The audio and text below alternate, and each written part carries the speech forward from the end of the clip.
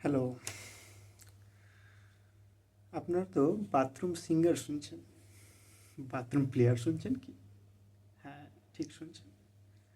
Pakistan media জিম্বাবুয়ের বিরুদ্ধে দ্বিতীয় টি-20 ম্যাচ হারার পর পাকিস্তান মিডিয়া ঠিক এই কথাই বলছে পাকিস্তান প্লেয়ারদের, যে এরা বাথরুম প্লেয়ার।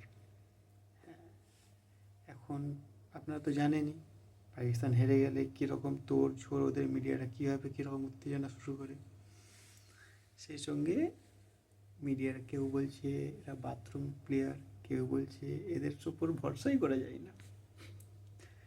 যদিও এরা অস্ট্রেলিয়াকে হারিয়ে এসেছিল, তারপরও ফের জিম্বাবুয়ের কাছে ফুস তৃতীয় ম্যাচে। হ্যাঁ, সিরিজ জিতে গেছে, ঠিক আছে, কিন্তু তা বলে জিম্বাবুয়ের কাছে হারাটা সত্যি একটু লজ্জা করে। ইন্ডিয়া যেখানে 300 বানাচ্ছে টি-20 ম্যাচে, এখানে পাকিস্তানের 130-20 করতে ফুস হয়ে যাচ্ছে, পুরো দলের দম জিরে যাচ্ছে, আর হচ্ছে। হ্যাঁ, তো মেন কথায় আসা যাক। হ্যাঁ, দ্বিতীয় ম্যাচে পাকিস্তান 7 উইকেটের বিনিময়ে 130 সামথিং কিছু একটা রান করে, কষ্ট সৃষ্ট করে।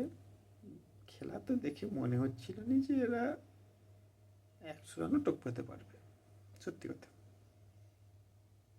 আমার সত্যি বলছে তাই মনে হচ্ছিল, কারণ প্রথম ওপেনার দুজনের যা অবস্থা দেখছিলাম, তারপরে সালমান আলী আগা, তারপরে তাইয়াব তাহির, প্রত্যেকেই বল ফেসই করতে পারছিল।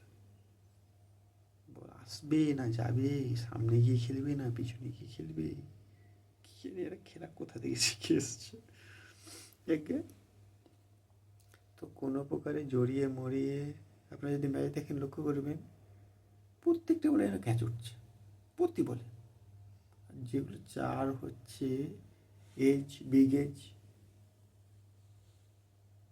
এই করে চার হচ্ছে। এই কষ্ট শিষ্য করে 130 সামথিং কিছু করে। তবে জিম্বাবুয়ের বোলারদের সত্যি ক্রেডিট দিতে হবে, এরা খুব সুন্দর বল করে। এবং এদের ওপেনার কি নাম যেন, খুব দারুণ খেলে, 43 রানের একটা ইনিংস খেলে, দারুণ অসাধারণ ইনিংস খেলে ম্যাচটা জিতে যায়। লাস্ট ওভারে যেখানে সবাই বলছে যে স্লো পিচ, সেই স্লো পিচে জিম্বাবুয়ের মতো টিম পাকিস্তানের বিরুদ্ধে লাস্ট 2 ওভারে 21 রান করে নেয়।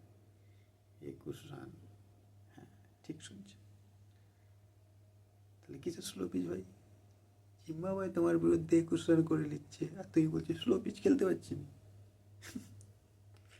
আর তুমি বলে আমি ইন্ডিয়ার সঙ্গে বরাবরই করবো।